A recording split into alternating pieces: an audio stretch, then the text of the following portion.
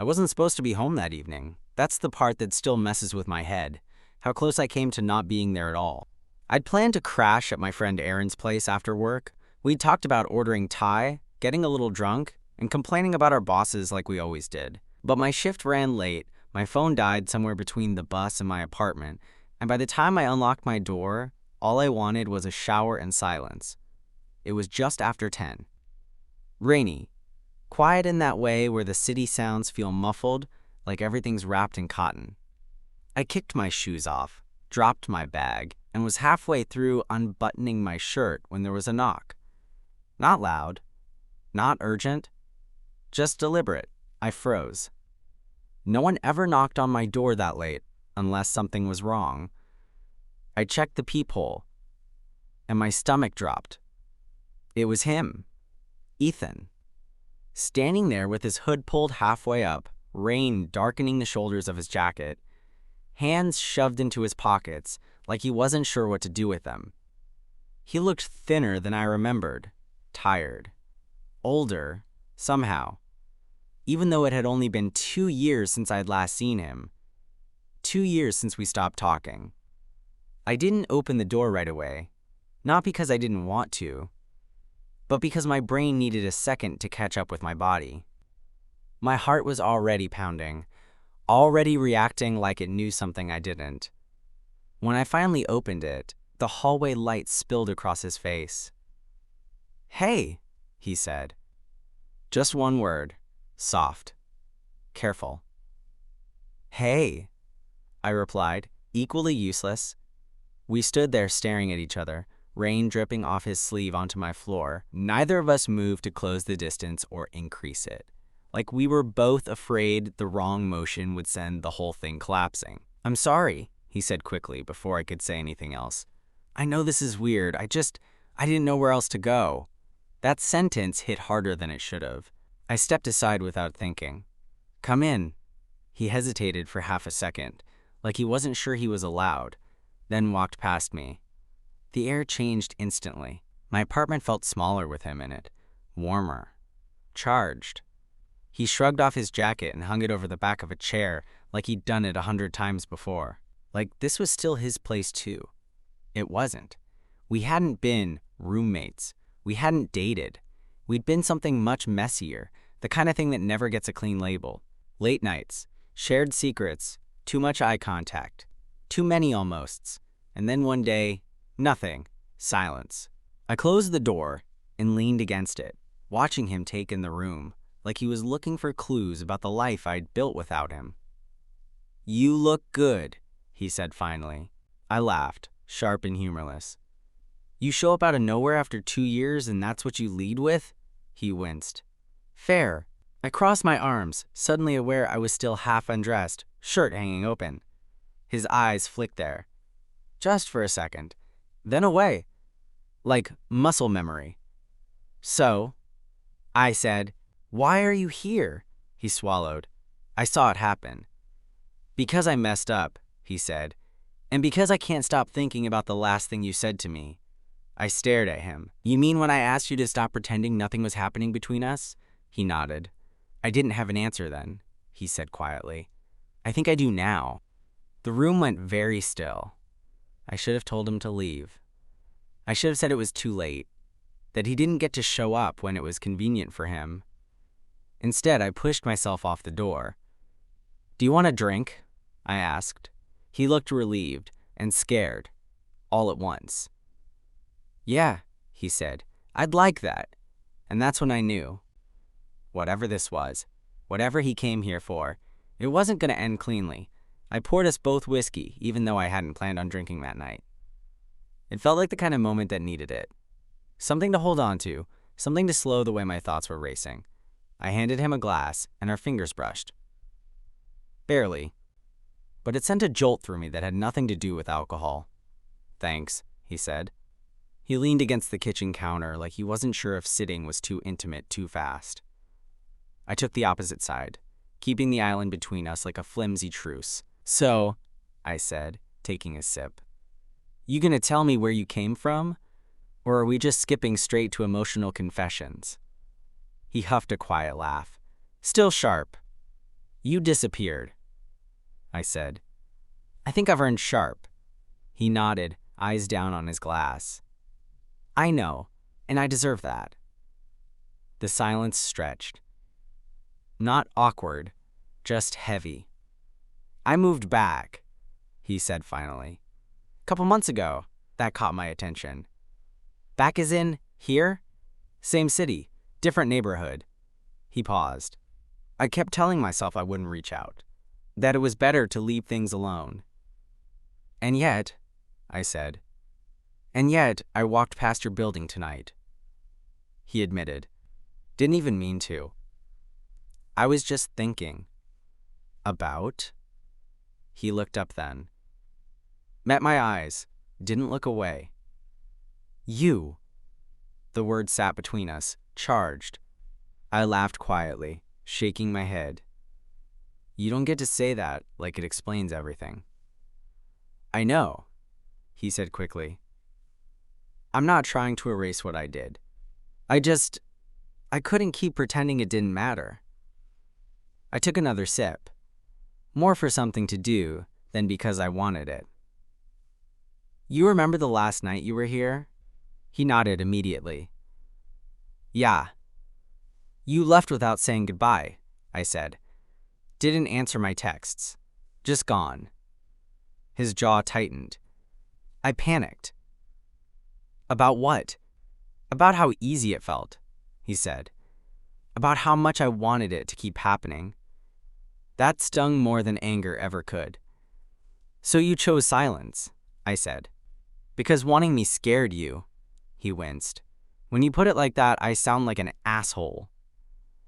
You kind of were, I said. Then, softer. But I get it more than I want to. He looked surprised. You do? I nodded slowly. I spent months convincing myself I imagined it, that I read too much into late nights and shared beds, and the way you'd look at me when you thought I wasn't paying attention.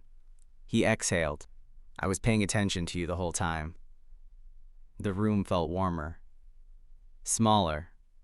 I leaned back against the counter, staring at the wood grain like it might ground me. So why now? He took a long sip, then set the glass down untouched afterward. Because I'm tired of running from things that matter, I laughed under my breath. That's a pretty line. I know, he said. Doesn't mean it's not true. Another pause. Then he said, I don't expect anything from you. I just needed to say it. To see you. To apologize in person. I looked at him. Really looked. The way his shoulders were tense, like he was bracing for impact. The way his eyes kept flicking to my mouth and back up again, betraying thoughts he wasn't voicing. You could have texted, I said. I was afraid you'd say no. And knocking on my door was somehow less risky? He gave a small, crooked smile. I figured if you slammed it in my face, at least I'd deserve it. I shook my head, a reluctant smile tugging at my mouth. You're unbelievable. Still here, though, he said quietly. That shut me up. I finished my drink and set the glass down. You can stay for a bit, dry off, warm up. Just a bit? He asked. I met his gaze. Just a bit. We moved to the couch, deliberately leaving space between us. The TV played something neither of us watched. Our knees almost touched. Didn't. Almost felt worse than if they had. You ever date anyone? He asked suddenly. After you? I shrugged. A few guys. Nothing stuck. He nodded. Same. Another silence. This one felt different. Less guarded. Like we were both circling the same thought, waiting to see who'd say it first. I missed you, he said finally. There it was. I swallowed. You don't get to say that without consequences. I know, he said. I'm ready for them. I turned to face him. The space between us disappeared in an instant, close enough now that I could smell the rain still clinging to him. Cedar. Soap. Him. Don't make promises you can't keep, I said. I won't, he replied. I just want the chance to prove it. My heart was doing something reckless. I should have stood up, put distance back between us, Instead, I said, "Stay the night." His breath caught. "You sure?" "Nothing has to happen," I added quickly. "I just don't want you to leave again. Not like that." He nodded, eyes soft. "Okay." We lay on opposite ends of the bed like we were both pretending this was casual. Like my body didn't remember exactly how his felt beside mine. The lights were off. The city hummed outside. After a long while, he spoke into the dark. "Can I come closer?"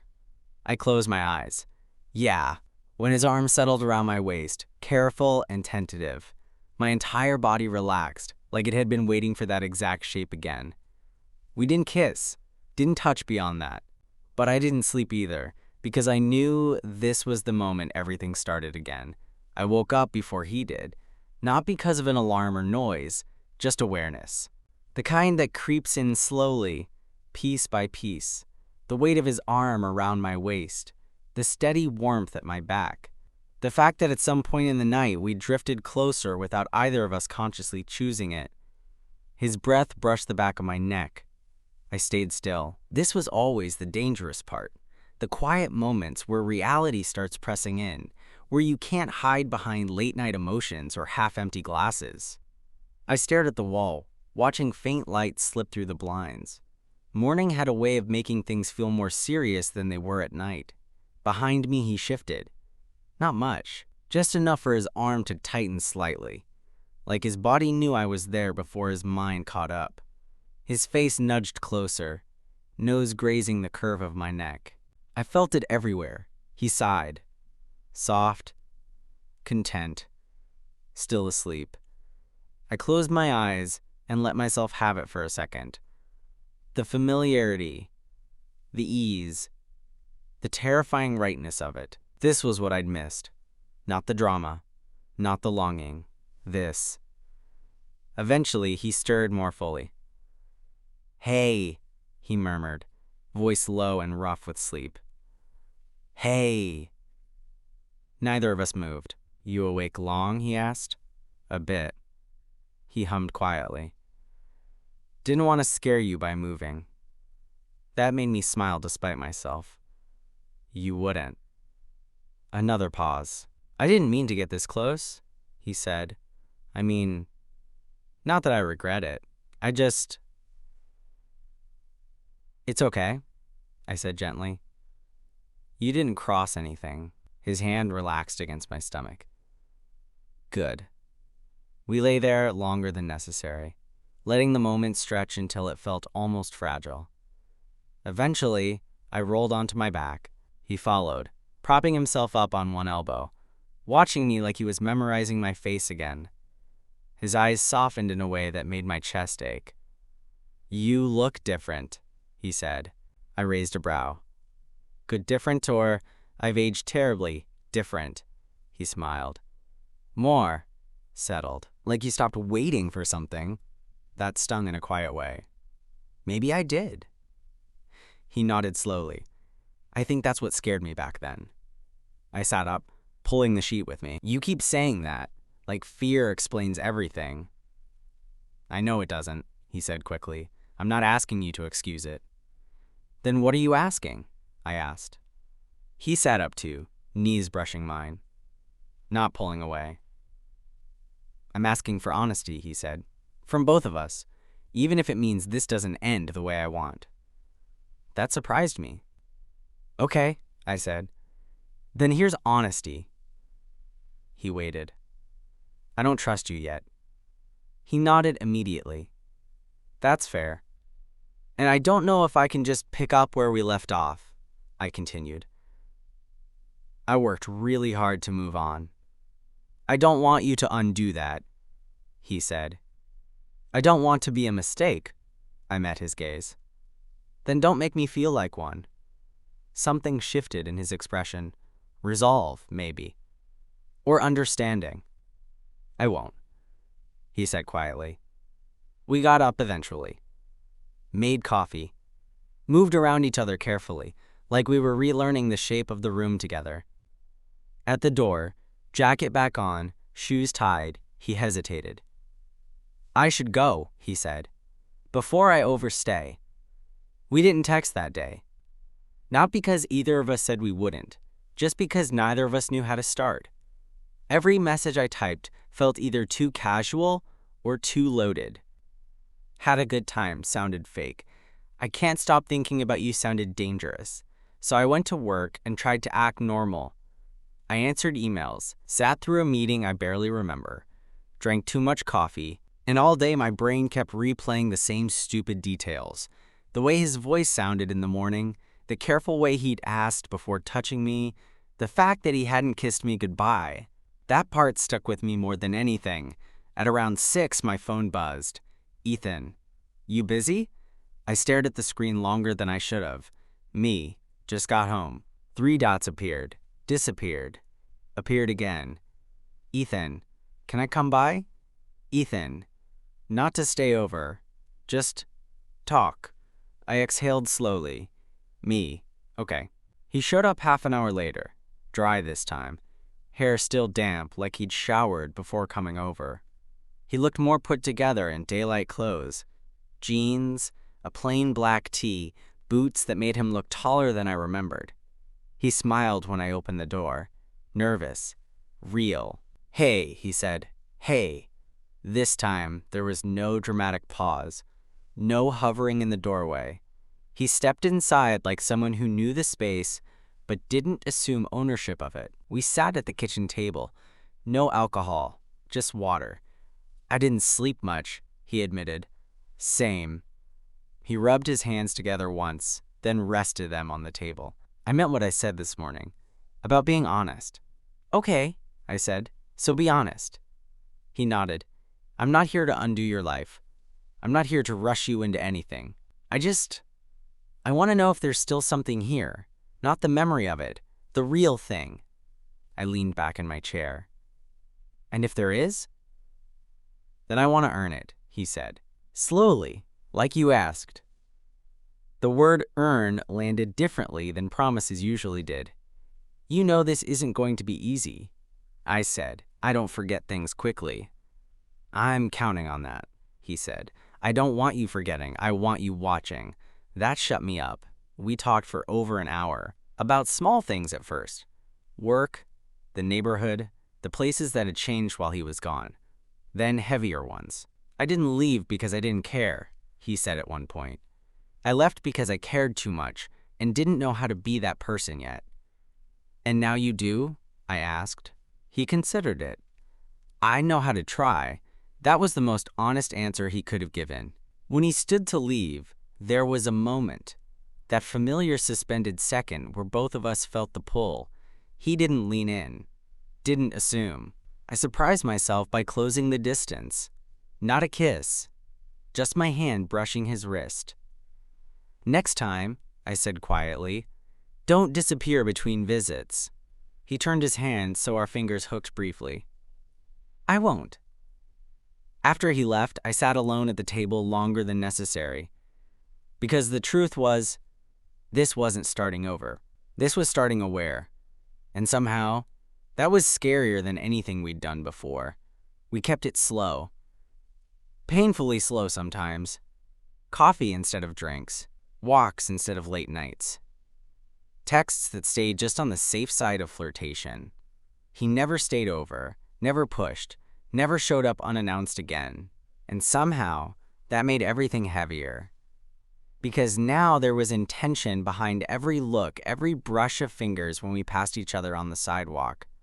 There was choice, awareness. We met twice that week, once for dinner, once just to walk. No destination, no plan, just moving through the city like we were trying to remember how to exist in the same space again. It was on that second walk that things cracked. We were crossing an intersection near my place when I heard my name. Hey, wait, is that you? I turned. Mark. My coworker. Same team. Same department. The guy who knew just enough about my personal life to be dangerous. He jogged over, grinning, eyes already flicking to Ethan beside me. Didn't know you lived around here, he said. Yeah, I replied. Small world. Mark extended a hand toward Ethan. I'm Mark. Ethan shook it. Ethan! So, Mark said. glancing between us with too much interest. You guys? There it was. That casual little question people think is harmless. Before I could answer, Ethan said calmly, "Friends." The word landed like a stone in my chest. Mark nodded, satisfied. Cool, cool. Then to me, "See you Monday, yeah?" "Yeah," I said. He waved and headed off, already pulling his phone out, already done with us. We stood there for a moment after he left. Traffic hummed around us. The light changed. "You okay?" Ethan asked. I nodded automatically. "Yeah." Lie. We didn't talk about it until later. Sitting on a bench near the river, watching the water move like it didn't care about any of this. "You didn't have to say that," I said finally. "Say what?" "Friends?" He looked at me. Really looked. "What would you have preferred?" I opened my mouth. Closed it. "I don't know," I admitted. It felt like a step back." He exhaled slowly. "I was trying to protect what we're doing." "Or yourself?" I asked, sharper than I meant to. He flinched. Just slightly. "That fair," he said quietly. "But you asked for slow." "For careful." "I didn't ask to feel hidden," I said. The words surprised both of us. Silence stretched. "I'm not ashamed of you," he said immediately. "That's not what that was." "Then what was it?" He stared out at the water. "Habit." That hurt more than if he'd said fear. "I spent a long time learning how to keep things contained," he continued. "Labelless. Safer. Less exposed." I leaned back on the bench, eyes burning. "I'm not something you contain, Ethan." "I know," he said. "And that's why this scares me." I laughed bitterly. "Funny. You showing up at my door scared me less than that answer." He turned to me, urgency in his voice now. "I don't want to lose you again." "Then don't make me feel like I'm standing in the shadows of your life," I said. "I won't do that. Not anymore." He nodded slowly. "Okay." "Okay, what?" "Okay," he said, meeting my gaze. "I hear you." We didn't touch after that. Walked back in a quiet that wasn't comfortable, but wasn't broken either. Just honest. At my door, he stopped. "I'm gonna mess this up sometimes," he said. "Not because I don't care, because I'm unlearning things." I studied his face. The tension, the sincerity, the way he didn't reach for me even though he wanted to. "I'm not perfect either," I said. "But I won't stay quiet when something hurts." "Good," he said. "Don't!" He hesitated, then added, "Can I take you to dinner this weekend? Somewhere public, somewhere obvious." My heart stumbled. "Yes," I said, "I'd like that." He smiled. Not relieved, determined. And as he walked away, I realized something unsettling. This wasn't about whether we still wanted each other. It was about whether we were brave enough to be seen. I almost backed out. Not dramatically. No pacing. No staring at myself in the mirror giving pep talks. Just a quiet, creeping doubt while I buttoned my shirt. The kind that whispers, "You know how this ends. You know how careful can still hurt." But when I stepped outside and saw him waiting across the street, hands in his pockets, scanning the sidewalk like he was looking for me specifically, the doubt loosened its grip. He smiled when he saw me. Not tentative, not cautious, certain. "You look good," he said. "So do you." He'd picked a place with big windows and outdoor seating. Impossible to hide in. The kind of restaurant where people casually glance over, where nothing feels secret by default. We were halfway through dinner when it happened. The waiter smiled politely and asked, "Can I get you gentlemen anything else?" Gentlemen, plural. Ethan didn't flinch. Didn't correct him. Didn't hesitate. He just said, "Another bottle of water would be great. Thank you." And that was it. Something small, maybe invisible to anyone else. But to me, it felt massive, like a door quietly clicking into place. Later, as we walked back through the city, I said, "You didn't even think about it." He glanced at me. "About what?" "Letting that stand." He smiled a little. "I thought about it. I just decided I didn't need to undo it." That stayed with me. We ended up back at my place. This time, he didn't ask if he could stay. He just asked, "Is tonight okay?" I nodded. The kiss was inevitable, but still careful. Slow, deliberate, like we both knew exactly what it meant now. Not nostalgia, not unfinished business. Choice. We took our time. With everything. Afterward, lying tangled together, city noise drifting through the window, he traced lazy circles on my arm. "I don't want to disappear again," he said. "I know," I replied. "And I don't want to pretend this is casual when it's not." I turned to look at him. "What do you want it to be?" He met my eyes, steady. "Real, visible. Ours." I believed him. Not because he said it perfectly, but because he didn't say it like a promise he needed applause for. Just a truth he was finally ready to live with. Months later, someone asked how we got back together. I said, "He knocked. I opened the door, and this time, neither of us ran." And that was enough. I nodded. "Probably smart." He lingered anyway. "Can I see you again?" he asked. No confidence this time. Just hope. I thought about it. About the risk. About how my body still leaned toward him without permission. "Yes," I said. "But slow." He smiled. "Slow is good." At the door, he paused, then leaned in, not for a kiss, but pressed his forehead lightly to mine. "Thank you," he said, "for not slamming the door." I swallowed. "Don't make me regret it." He didn't promise. He just nodded. And when he left, the apartment felt quieter, but not empty. Not yet.